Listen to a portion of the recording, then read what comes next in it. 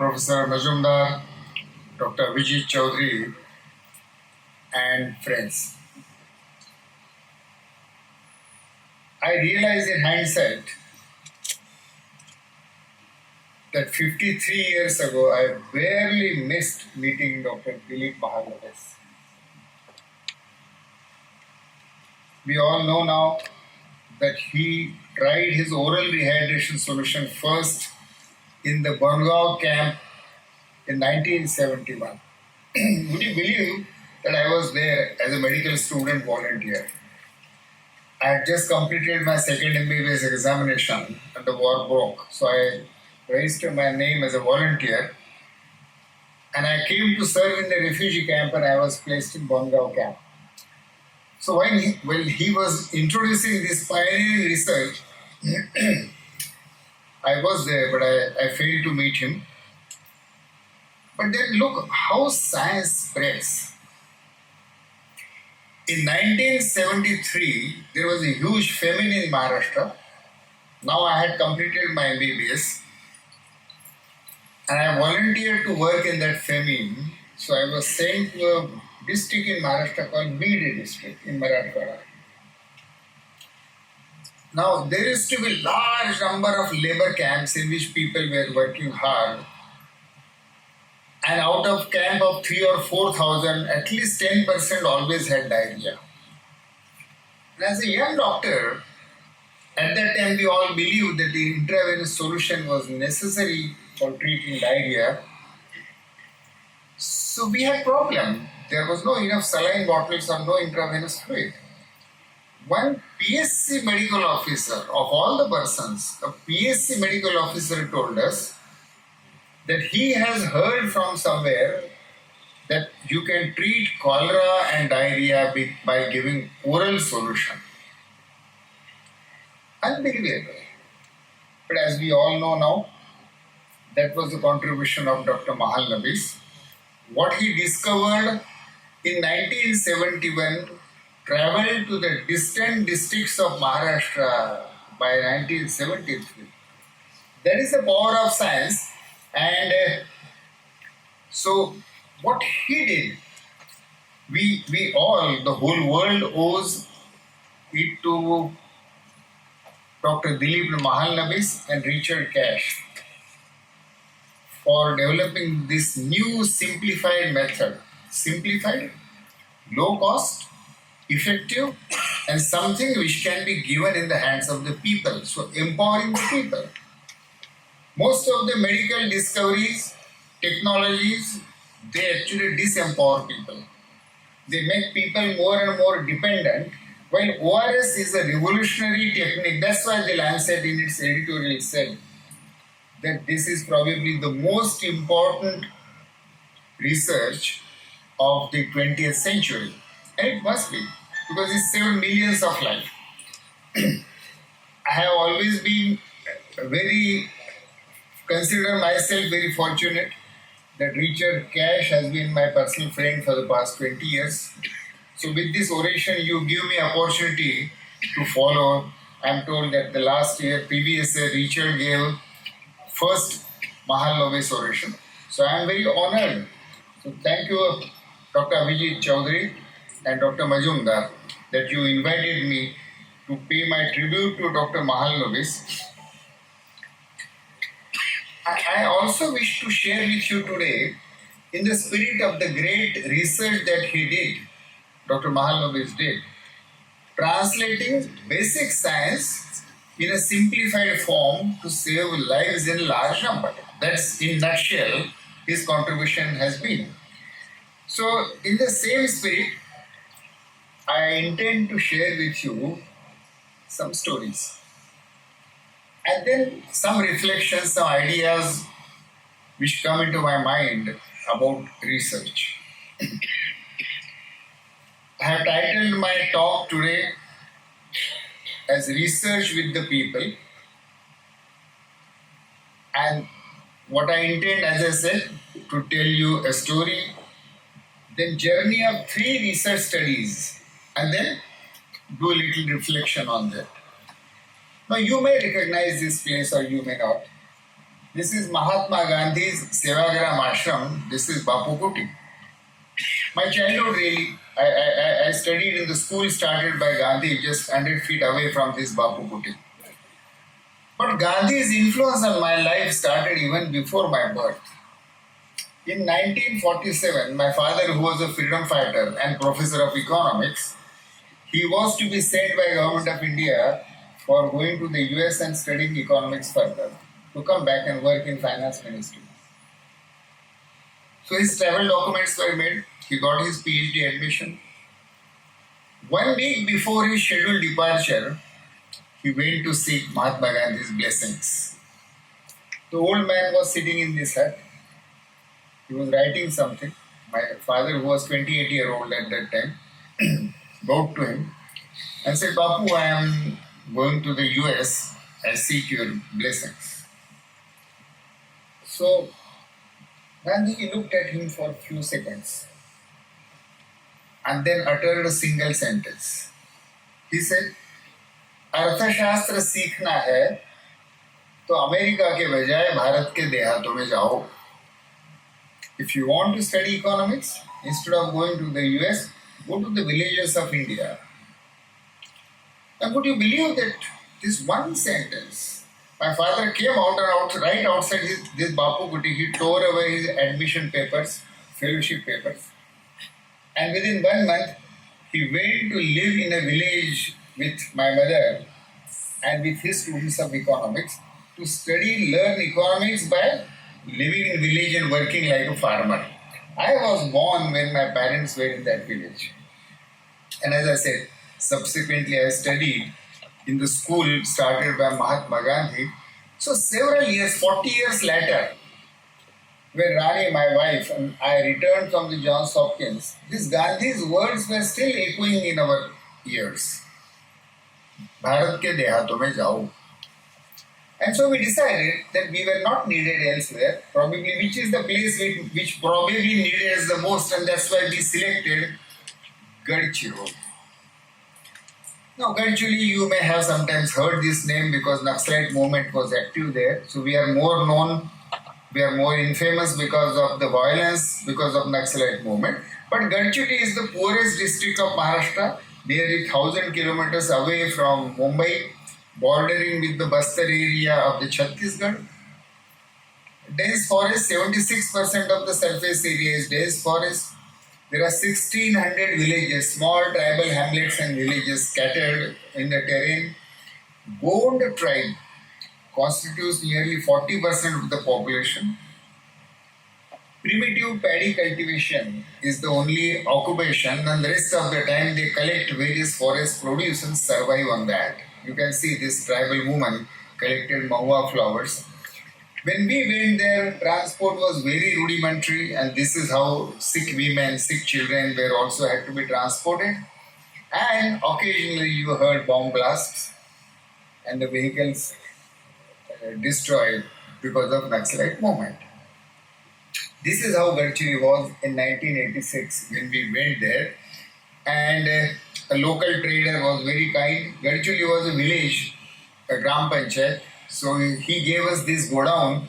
Our work of trying to improve healthcare in rural India by healthcare, research and training, it started in this godown. For 7 years we worked from this godown.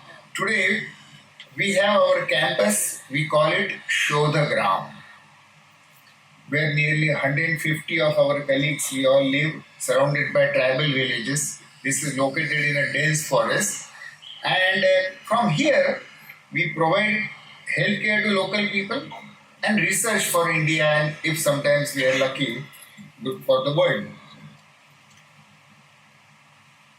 Now, I'll begin with our first, because it is in memory of Dr. Mahalnabis, I'll focus more on research studies. So this was sickle cell disease was our first research. This girl was referred to me as a probable case of heart disease. You can see 80-year-old tribal girl, very pale tongue, the abdomen is swollen, bloated. She had mild jaundice.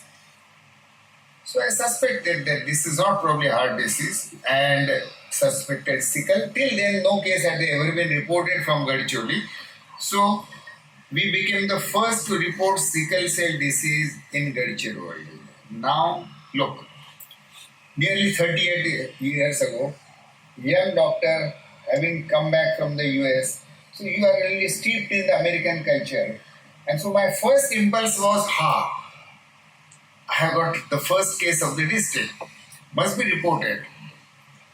And so we decided to conduct, to those who may not know, sickle is a disease of blood cells. The round RBCs, red blood cells, which are usually round, they become sickle shaped, moon crescent shaped, and that creates all the problem. This is a hereditary disease. So we conducted sample survey in Gadchiroli district to identify what proportion of people had sickle.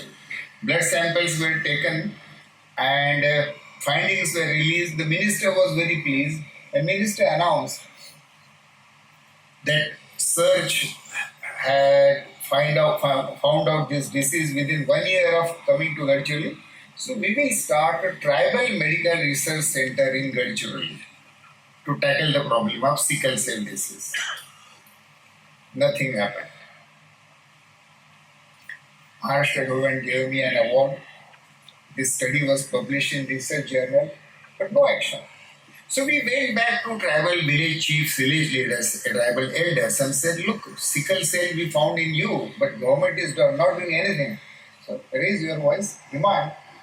Tribal old people looked at us very blankly and they said, sickle is not our problem. It is your problem. Did we ever tell you that sickle is our problem? You came, you asked for a drop of blood. We thought, why disappoint this young doctor couple? So we gave you a drop of blood. We have nothing to do with this problem you call sickle. You found it out, you named it, you solved it. We realized that there was something fundamentally wrong in our research method. In doing that research, we had completely alienated the very people whose problem it was. And to the extent people completely disowned the problem. It's not our problem, it's your problem. We had monopolized the problem. And thereby, actually, we had alienated the people. It took a lot of reflection. It was a painful experience. But probably that was the most important research learning in our 40 years journey. We realized that research should address the needs of the community I work with and not the research community I report to. For all of us who do research, we are implicitly always addressing this kind of gatherings of experts, of professionals, of doctors, of researchers, and we are thinking about publications and PPT presentations and the claps that you would get at the end of presentation. That is our target audience.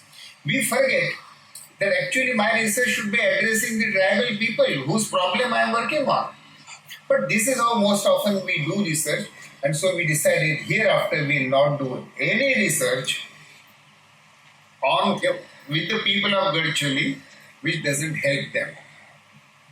In that disturbed mood, when I was thinking, then what should we do? So I found this quotation. Patrick Manson was the founder director of famous London School of Tropical Medicine. And nearly 125 years ago, when he founded that institute, he was the first director, and Ronald Ross was one of his early students. So when Ronald Ross was working in Secunderabad, and he was struggling with trying to explore what role did malaria, a mosquito, play in transmission of malaria. Subsequently he got Nobel Prize for that. But initial stages when he was struggling, he had gone back to London on summer vacation and he was walking with his guru, Patrick Manson, on the footpath of London. And he posed his question to Guru, how do I study mosquitoes' role in malaria? So Patrick Manson said this very, very insightful thing. My son, if you want to do research on mosquitoes, learn to think like a mosquito. So if we wanted to work with the people of Gadchuli, we ought to learn to think like people of Gadchuli. How do I do that? I can't think like a tribal. So we started, Rani and I started going to various tribal villages there. They were not available during daytime, so we used to go during night, sit with tribal people around night fire, listen to them as to what their health priorities were, and then we called People's Health Assembly, in which representatives from 50 tribal villages assembled, and we asked them that tell us what are the health problems on which you want us to conduct research. And after a lot of deliberation and through a process of voting, tribal people in that People's Health Assembly selected these 5 as their priority health problems. Some of these were known public health priorities, malaria, child deaths. But white discharge among women, white vaginal discharge, who talked about it? Alcoholism amongst men as a public health problem, nobody talked. And backache, what a trivial problem, nobody talked. But now you would know that Global Burden of Disease Study has identified all these as the global top priorities. But it took global experts to identify quantitatively. People of Gadchuli told us that same truth 35 years ago. And for the past 35 years, what we have been doing is this has been our research agenda. People gave us research agenda and we have been trying to work on some of those problems. So let's begin. Women said their health problem number 1 was white discharge. And white discharge, they said, was very common, but worse, they couldn't speak about it. There was a sense of shame, guilt associated. So they only whispered in the ears of some neighbors or old wise woman. So we did a 2-village study, actually a small study by any standard, a 2-village study. But there were 2 things different about it.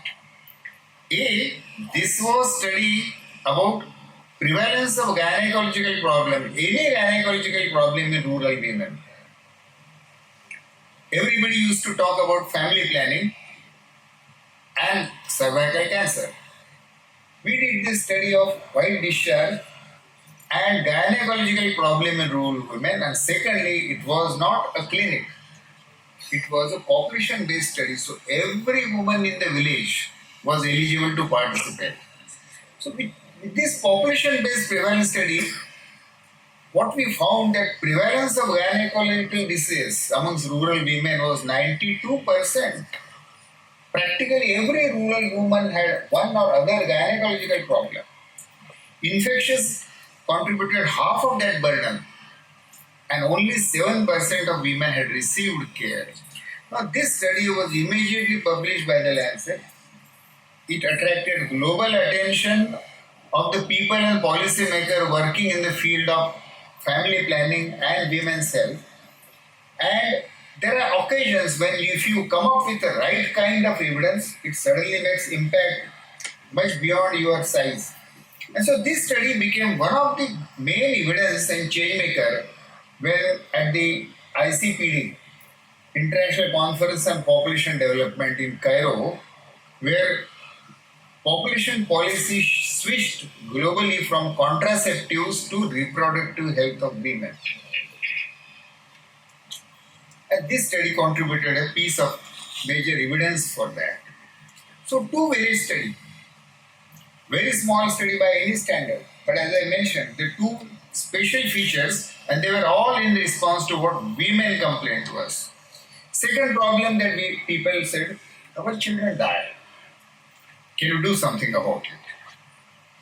So we decided to start by measuring child deaths, and in the population laboratory of 102 villages, we established a system of recording every birth, monitoring every child, and recording every child death and deciding the cause of death. This is the first year's finding. In 1988, when we established this demographic surveillance system, as it is called in the public health jargon, Infant mortality rate was 121. For those who may not know, infant mortality rate is if 1000 babies are born alive, within 1 year, how many of them die? That is the infant mortality rate.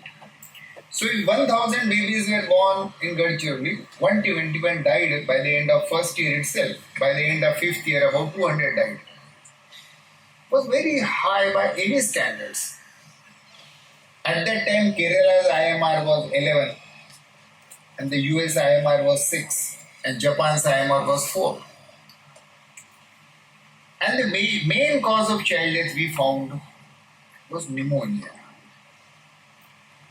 Because of Dr. Mahalnabis' work, diarrhea, which was earlier number one cause of child mortality globally, the mortality rates had started coming down. So now pneumonia had replaced diarrhea as the number one cause of child mortality. So pneumonia. Now look, this is an infant with pneumonia. The child is gasping for breath. You can see the chest indrawing, subcostal indrawing. Now, these children are very miserable. Actually, what now would decide whether this child will survive or die is whether it receives antibiotic or not. Antibiotics, penicillin was discovered nearly 50 years ago, but it had not reached the villages of Gadchiroli, where children needed it and they were dying without antibiotics. But the next question was how to diagnose pneumonia in a child.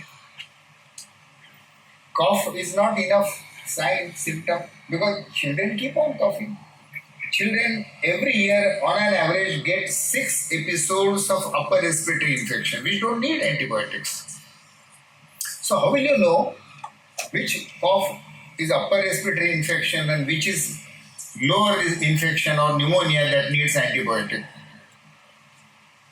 This distinguishing was a very key. Fortunately for us, a pediatrician called Frank Shan had done some work amongst tribal people in Papua New Guinea.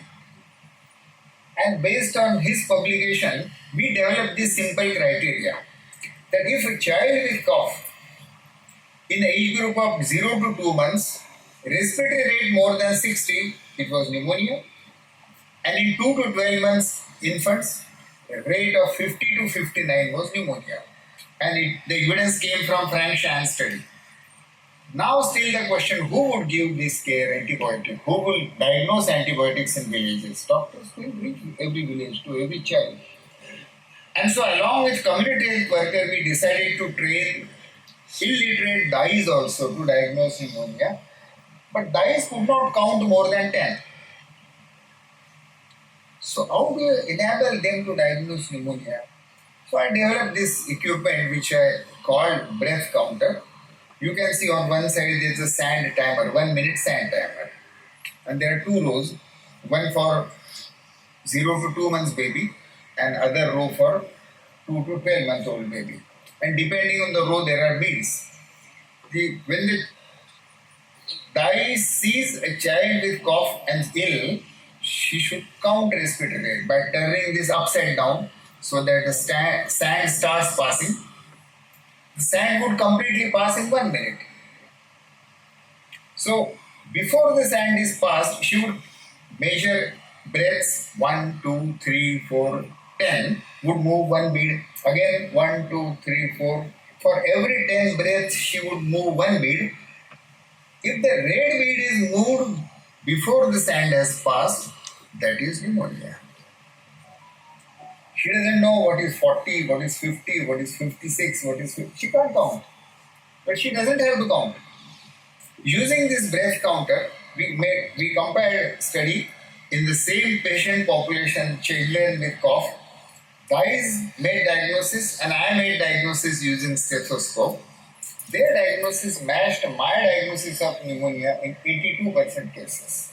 So not bad.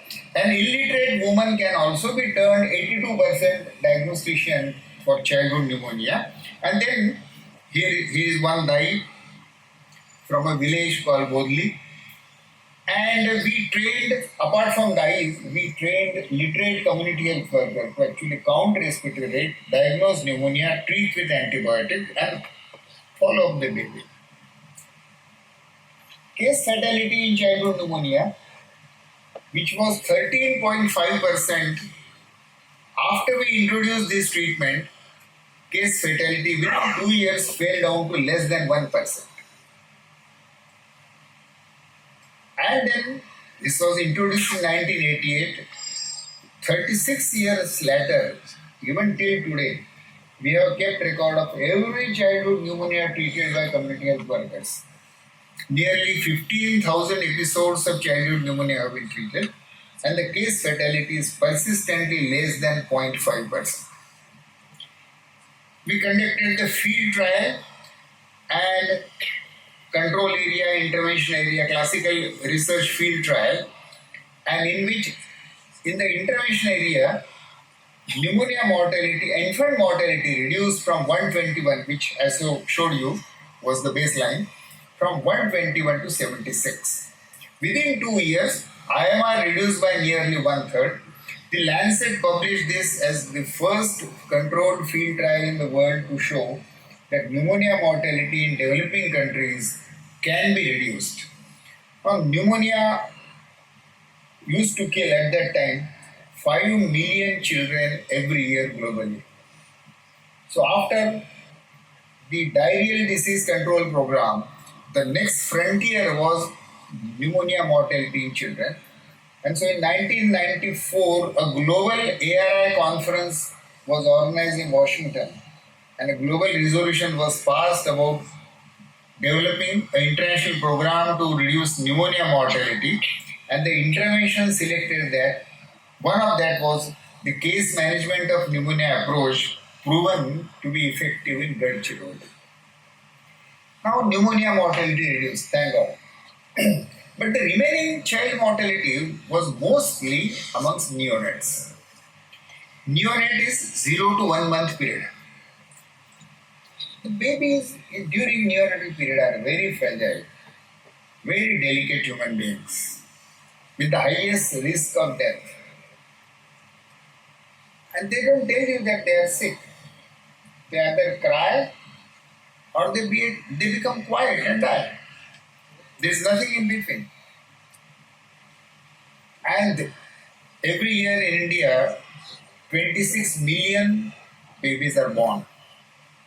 Most of them at that time were born at home, in villages, in home delivery room.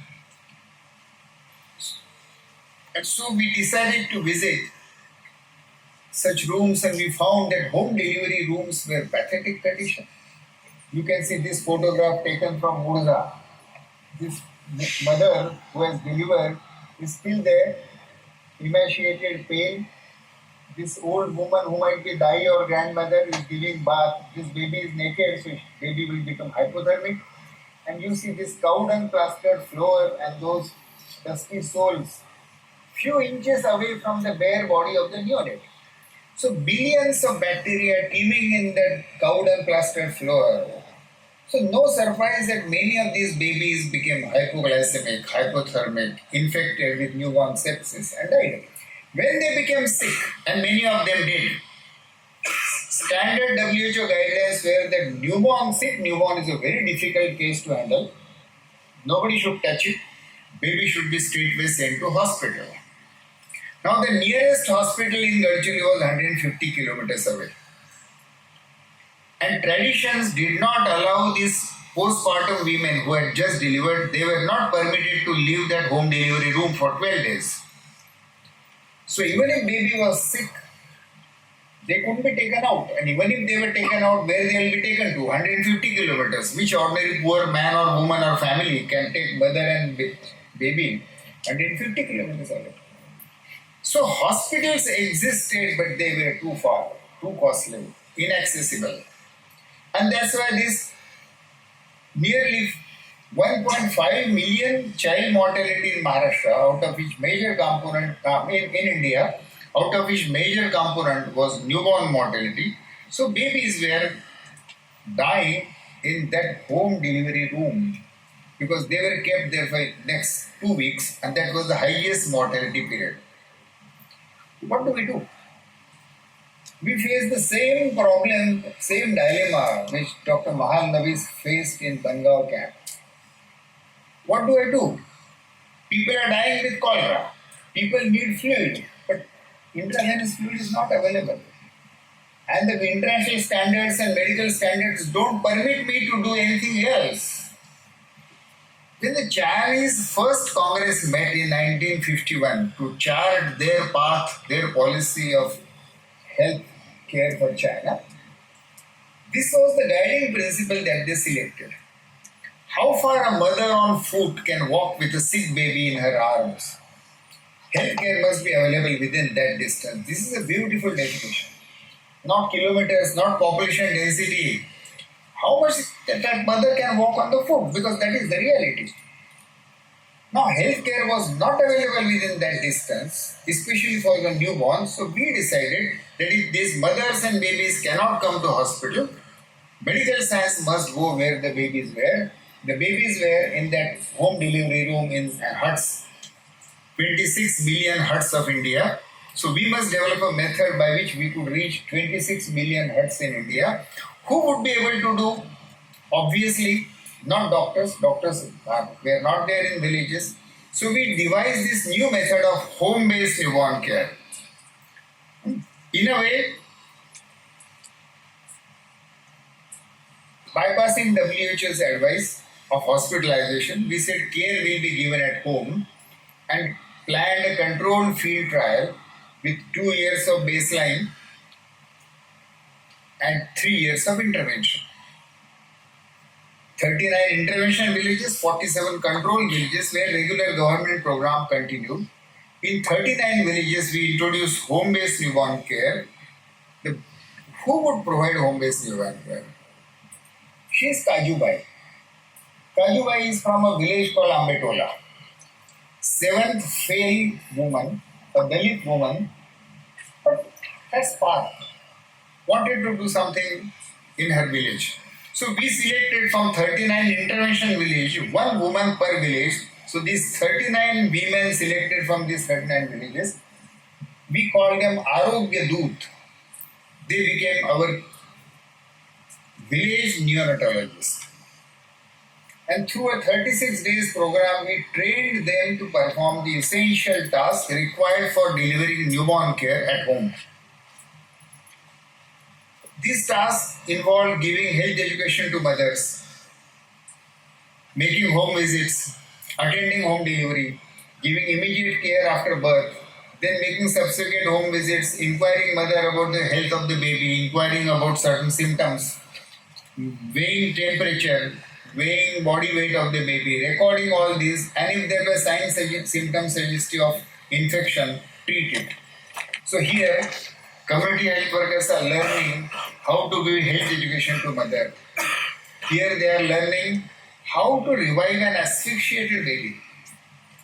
Most of the deliveries were home deliveries. There was only Dai, there was nobody else. And if baby doesn't breathe at birth, if within 1 minute baby doesn't breathe, there is a risk of brain damage. And if for 5 minutes baby doesn't breathe, then there is certainly brain damage. And so they were taught to follow an algorithm, a 17 steps algorithm, in which if baby did not breathe within first 30 seconds, immediately start resuscitation using ambu bag, which usually anesthetists used to use in earlier days. And here, how these low birth weight preterm babies, they needed to be kept warm, but there were no incubators, there was no electricity, so we stitch this kind of warm bags, as we call them, like sleeping bags on mountaineers use, and keep babies warm in that. And if there were signs of sepsis, now neonatal sepsis is very difficult to diagnose.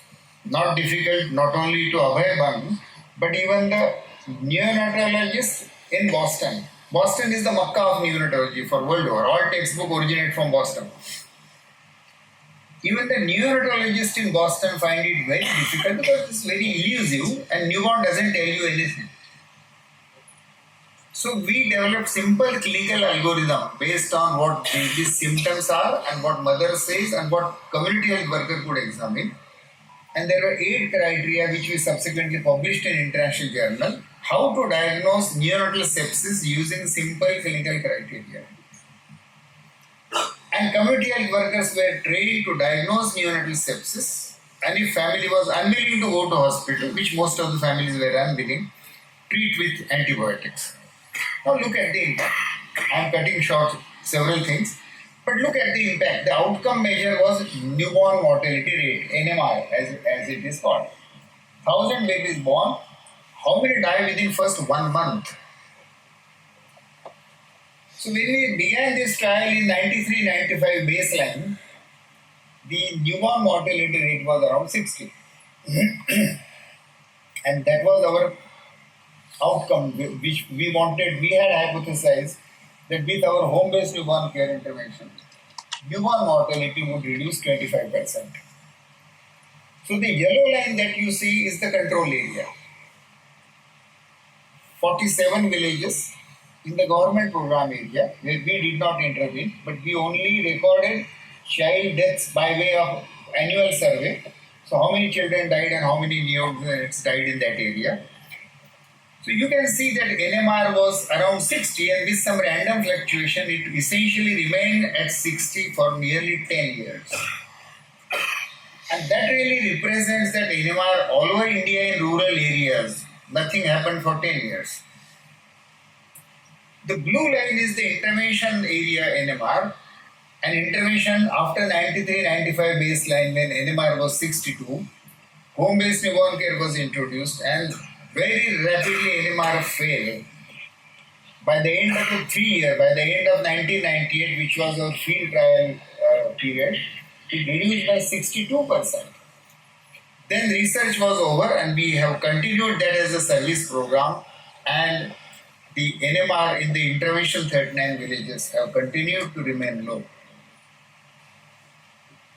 Now this study was immediately published by the Lancet in 1999.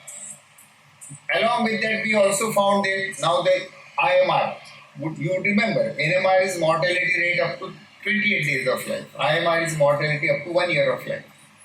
Earlier, our pneumonia treatment had reduced IMR from 121 to around 80. And now with home-based newborn care, it reduced further, and IMR came down to the level of 30. From 121 to 30.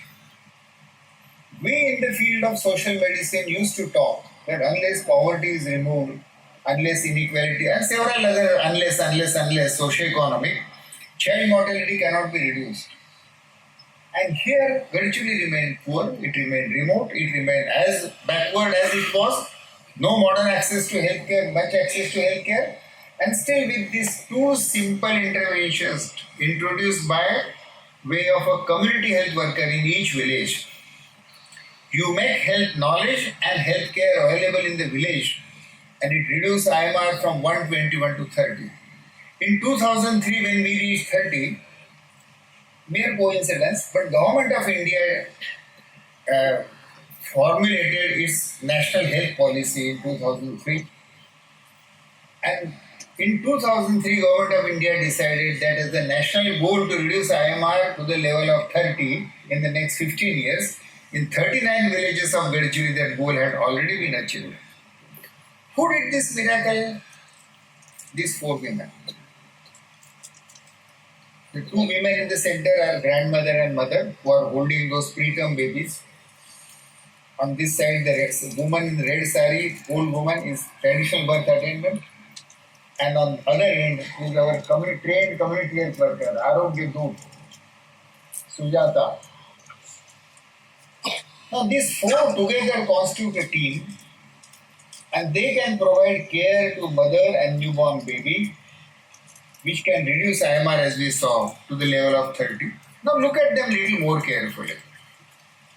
What is special about them? Why could they make so much revolution in that 39 villages? There is nothing special about them. That is special about them. Because you can find such women in every village, 6 lakh villages of India, or Bangladesh, or Nepal, or Pakistan, or Africa, or Latin America. Everywhere there are billions of women. Their children are dying.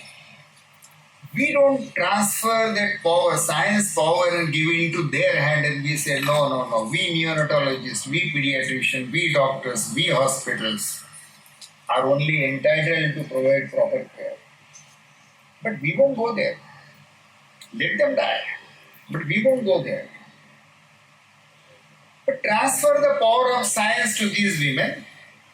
And what does it take? This is same Kajubai. I earlier showed you photograph of Kajubai. This is 20 years later. Her hair has grayed. These are the equipments, simple equipments costing 1,500 rupees altogether. Weighing scale, thermometer, antibiotic, injectable syringe, disposable syringes, ambu bag, and record. Now with this, all those equipment can be really put in this shoulder bag. So with those equipments on her shoulder, the knowledge that she has gained through training in her head, skills in her hands, and really motivation and compassion in her heart, Kajubai and Arogyaduts like her can literally become a mobile neonatal care hospital. Now, you might think that this is little exaggeration. But then in this very same year, in year 2005, National Neonatology Forum of India, they published a report on neonatal care in India. They took 13 sample hospitals from different parts of India about neonatal care. And the case fatality amongst secondary level hospitalized neonates and the case fatality in the villages of Gadchiroli where this community health worker provided care was same. So the care was not poor quality. It was simplified, it was low cost, it was accessible, it was empowering, and yet it was high quality. And so our logo of home-based newborn care is this. That woman in that hut was alone, was helpless, and open the window, that one window of opportunity, window of training, give her knowledge and skills, and she becomes empowered and she can take care of her baby as well as family's health. So home-based newborn care is essentially scientifically proven, but women's empowering approach. The original paper was published in the Lancet in 1999, but subsequently the editor and historian of Lancet selected what they thought were the milestone papers in the entire history of Lancet, 180 years history of Lancet, and they published it as a volume, vintage papers from the Lancet. In 19th century, you find names like Louis Pasteur, his paper, Robert Koch, his paper. Then comes Benting and Best, their paper on insulin. Then discovery of penicillin, Ronald Ross. And when you come into 1990s decade, there is one paper from this obscure place called Gadchiroli, home-based newborn care. So the Lancet also strongly backed this, and with this evidence, and that being a national problem, how to reduce neonatal mortality after immunization and oral rehydration had successfully reduced to some extent. So Government of India in 10th and 11th plan selected home-based newborn care Gadchiroli model as the national model to reduce child mortality. Health Ministry prepared an operational guideline to introduce it nationally. By that time, ASHA scheme had been rolled out, partly based on Gadchiroli model, but partly based on other experiences also. We were asked to train ASHAs. Now we wanted to have same content, same quality, but now from 39 community health workers, we had to train 8 lakh ASHAs. So we developed a model of cascade training, national trainer, state trainer, district trainer, and finally 8 lakh ASHAs were trained very rigorously to provide home-based newborn care. And today nearly 10 lakh ASHAs in India are providing home-based newborn care. Health Ministry informs me that last year, in 2023, 1 crore 49 lakh newborns in India received home-based newborn care from ASHA.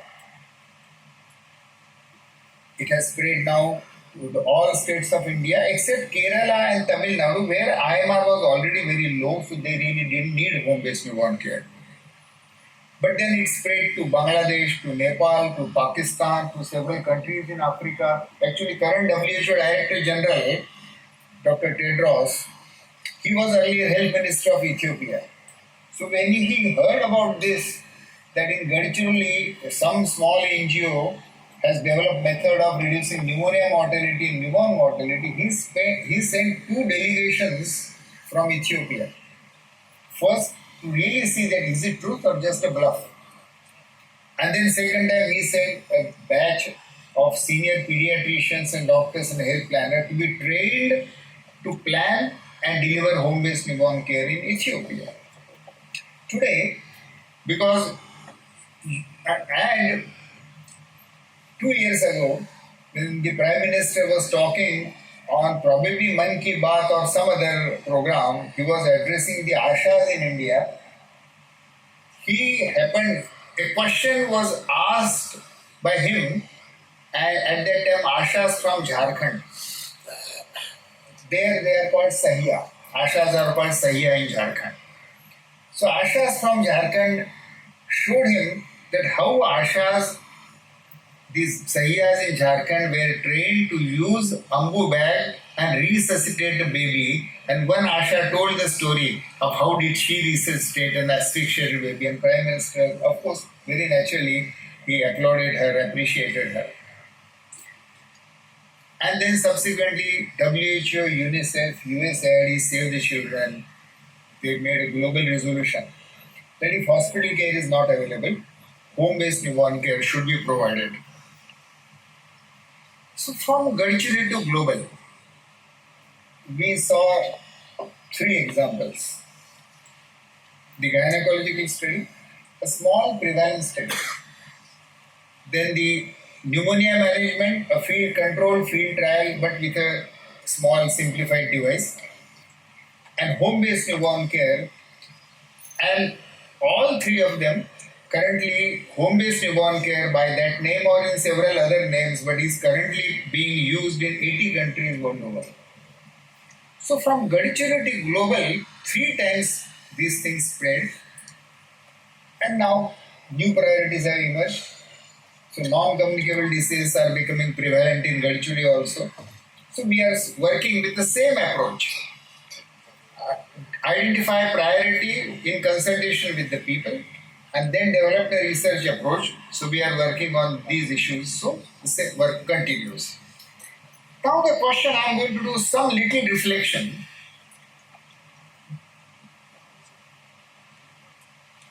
Where should one do research? When a young researcher starts his research career after completing his whatever it is, MD, PhD, whatever degree, where should he conduct research? Where should I? That's the question really bothering me. Usually people naturally prefer places where all facilities are there. Air-conditioned rooms, modern equipments, computers and desktops, internet accessibility. Wonderful. And that's why people don't want to move out of big cities. I told you earlier, the sickle cell center did not come to Gadchiroli. Maharashtra government started a sickle cell research center, but it was started in Pune because doctors and researchers did not want to come to Gadchiroli. They wanted to live in Pune. So research went where scientists wanted to live. Now the irony is, there is no sickle cell disease in Pune. So the researchers are doing research on the problems which don't exist there. And that is the greatest constraint of research. My learning from our journey is that go where the problems are and not where the facilities are. Because places with problems offer you hundreds of research problems and research topics to work on.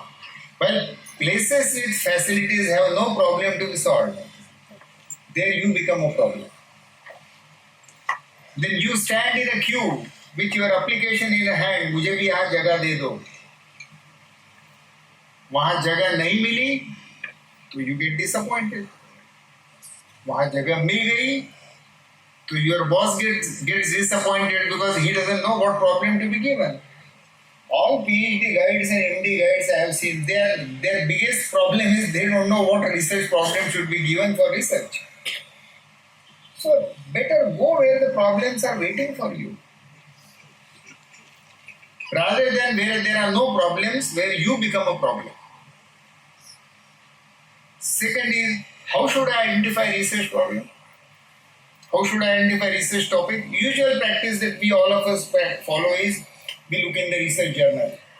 तो फिर international journal में क्या publish हुआ है, and what is currently being hot topic, or where are grants, on what topic are grants available, and we select some of those topics. So realize that when a topic is already published from developed countries and you now pick it up, you are already 20 years late. It has already been studied, and there are a large number of studies already in pipeline by the time it is published and you read it. And then you won't usually, unless exceptional situation, but usually you won't have access to that kind of technology for research. Molecular technology, biochemical technology, or whatever it is, the imaging technology. So you will be always doing research. Something which has already been searched, you do research. And that's why it's neither useful nor it gets recognition. So how should I identify research problem? We just saw it. Listen to the people. Ask people as to what are their unsolved health problems. That is the best way to find out research priority. Don't look into journals, because journals give you old problems. Something is published in the journal usually means hundreds of people are already working on it. And now if you start planning your work, you are already too late. So listen to the people. People's Health Assembly. Observe. In the community you observe and keep data, population-based data, and you get research priorities.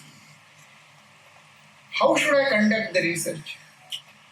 Now this question is, there's a big question mark I have put there, because look, research has become a very important thing. It is no longer some exotic thing that few people in universities or institutes did.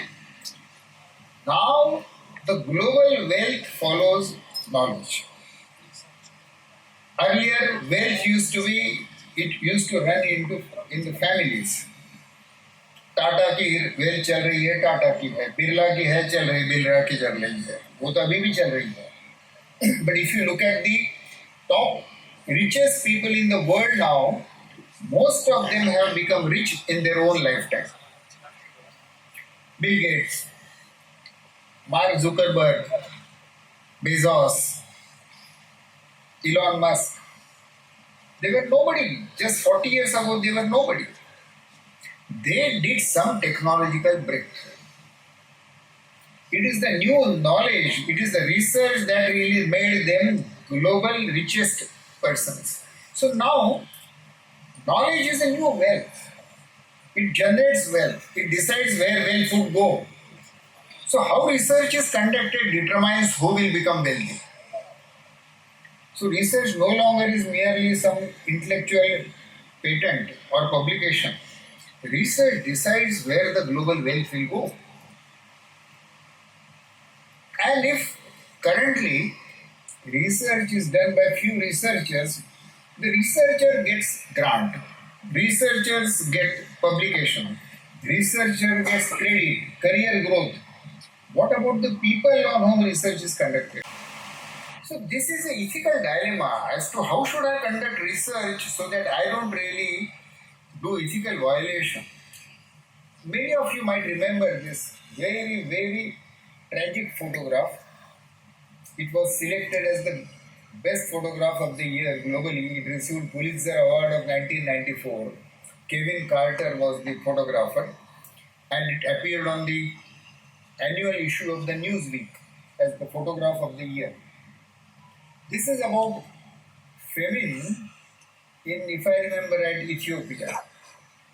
And Ethiopian famine was very bad that year. So he saw this child. You can see emaciated, so hungry, so hypoglycemic. The child has almost given up the hope of survival.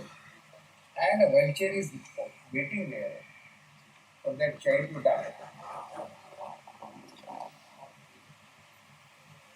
The photograph definitely is very moving.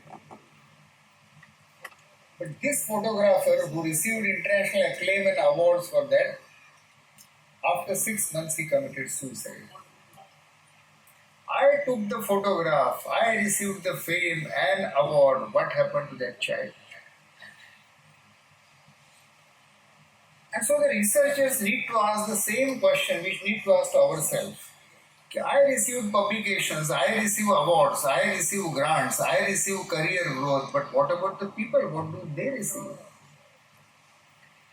And so, how to conduct research? Can there be a research approach by which people are also enriched and empowered? I have thought of 4 stages of research on this particular axis, ethical axis. One is research on the people. And most of the biomedical research is usually done on the people. People are passive participants. They hardly understand anything. You get their consent, but we know all that consent doesn't have much meaning. They have nothing else, no option at that time. They are at some doctor's table and we tell them, ऐसा ऐसा study है, ये दवाई तुमको मिलेगा, free मिलेगा, इससे बहुत फायदा होगा, ज्वाइन होना है, तो who would say no? That's how usually ethical patient's consent is taken in this country. And so most of our research is research on the people. And as I said, our first study of sickle cell disease was research on the people.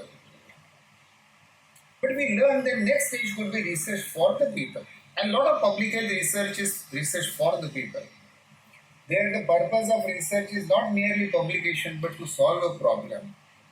But the limitation is often this research enriches researcher and science also, but it doesn't transfer the power to the people. So third stage will be research with the people.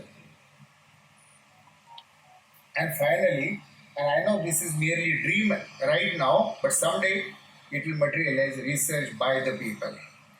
When ordinary people will be able to ask simple research questions and find out answer by doing research. A housewife who is cooking, should I put haldi this much or this much? No, this is a research question.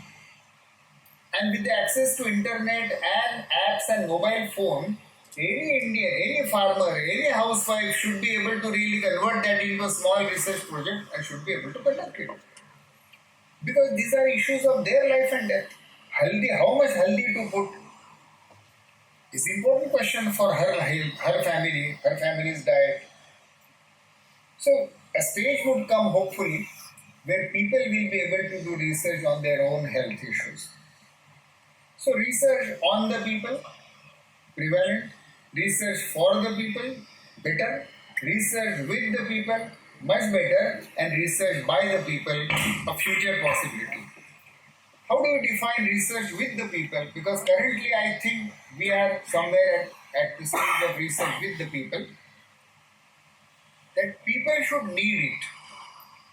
People should understand it, that problem and what we are doing. People should participate in doing it. People should use it. And finally, people should own it.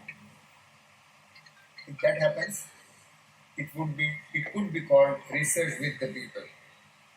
Our effort in the field of science, especially health sciences, should be that we move research approach from research on the people to research with the people, and finally, hopefully, someday, research by the people.